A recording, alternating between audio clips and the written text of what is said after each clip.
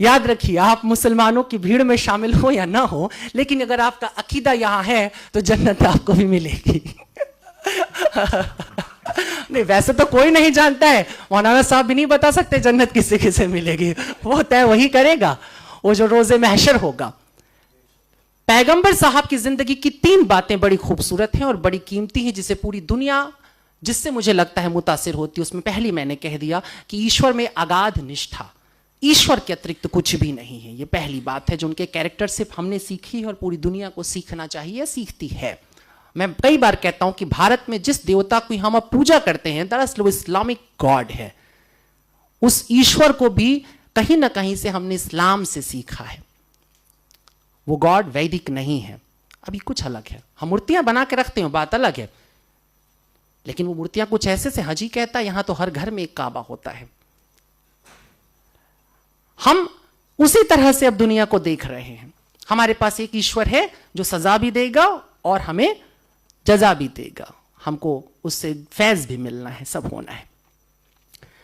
तो एक चीज है ईश्वर के प्रति 100% आस्था, और दूसरी बात जो उनसे सीखने जैसी है, मुझे लगता है कि अरब की उस जिस जगह की अभी आप चर्चा कर, बहुत अच्छी बात थी कि आपने सबसे पहले औरतों की दुर्दशा पे बात की थी।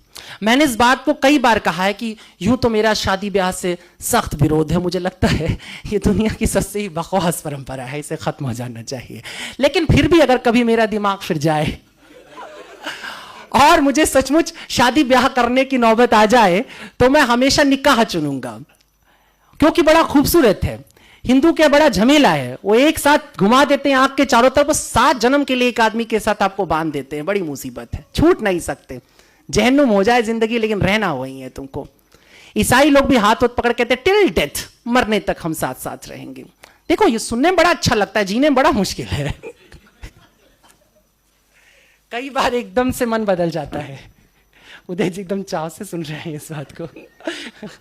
लेकिन ऐसा है, पर इस्लाम बड़ा क्लियर है, और उसके क्लियर होने की वजह थी, बहुत जरूरी था, क्योंकि औरतों की स्थिति बहुत खराब थी। तो सबसे पहले औरतों के हक में जो बात होती है वो हमको 1450 साल की रवायत के, आज के समय से मत सोचो, उस जमाने के मॉडर्निज्म पे जाओ, उस जमाने के मॉडर्न थॉट के ऊपर जाओ कि किस तरीके से पैगंबर साहब ने औरतों को उनका हक दिया और कहा कि नहीं, शादी होगी तो औरत तय करेगी।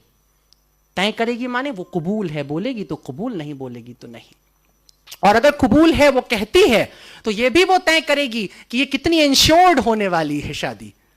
वो मेहर की जो रकम, अभी तो सुनते कई जगहों पे 750 रुपए में निपट जाता है, और वो भी पहले ही दिन माफ करा लिया जाता है। देखो ये सब चलता रहता है ना, इसीलिए हमें मजबूरी में बात करना पड़ रहा है। किरदार रसूल अल्लाह, उन्होंने चाहा कि औरत अपने हक को तय करे, वो कहे कि मेरे को इतना इंश्योर करो कि यदि कल तुम्हारा मन फिर जाएगा, कल तुम किसी और औरत पर तुम्हारी लालसा जाग जाएगी और तुम मुझे छोड़ करके जाओगे, तो कम से कम मेरे जीवन के लिए, मेरे सुकून के लिए इतनी व्यवस्था रहनी चाहिए। ये नियम आता है, और ये बहुत बड़ी बात थी। आज जिसकी हम बात करते हैं, शादी ब्याह में अब कोर्ट जैसे बातें करता है कि नहीं भाई औरत को उसका हिस्सेदारी दे दो, ये कर दो, वो कर, ये 1450 साल पहले सोचा जा रहा है। उस जगह जहां पे बेटी को पैदा होते ही जमीन में दफन कर दिया जा रहा है, जहां दामाद बनाना वो एक तरह से गाली की तरह हो जाता था। ये हालत जहां पर थी, जहां तमाम खूबसूरत लड़कियां लौंडियों की तरह रख ली जाती थी, उठा ली जाती थी एक जगह, और वहां पर यह नियम आता है। बर्नार्ड शॉ की आपने बात की, बर्नार्ड शॉ ने 2 लाइनें कही थी, एक लाइन आपने कहा था, मैं दूसरी लाइन के साथ बोलूंगा। उन्होंने कहा था कि इस्लाम दुनिया का सबसे खूबसूरत मजहब है और मुसलमान बदतरीन, सबसे बुरे लोग हैं। ये सुनने में कितना भी खराब लगे, लेकिन ये मजबूरी होती है। स्टेटस के साथ तुम्हें काउंट किया जाता है। तुम दावा करते हो कि तुम्हारे पास बेहतरीन सबसे बड़ा ज्ञान है, दुनिया का सबसे बड़ा ज्ञान तुम्हारे पास है, और अगर तुम उसके बाद जरा भी ओछी हरकत करते हो तो तुम सबसे पहले काउंट किए जाओगे, क्योंकि तुमने कलमा पढ़ा है, तुमने कहा है कि मैं नहीं मानूंगा किसी और को सिवाय अल्लाह के, मैं झुका रहूंगा उसकी बारगाह में, और जो झुका है अल्लाह की बारगाह में, उसके सामने जो सिजदे में पड़ा हुआ है, क्या तुम्हें लगता है कि वो इंसान कोई गुनाह करने निकलेगा, किसी का कत्ल करेगा, किसी को परेशान करेगा? ऐसा नहीं हो सकता। मगर तेरा दिल तो है सनम आशना, तुझे क्या मिलेगा नमाज में?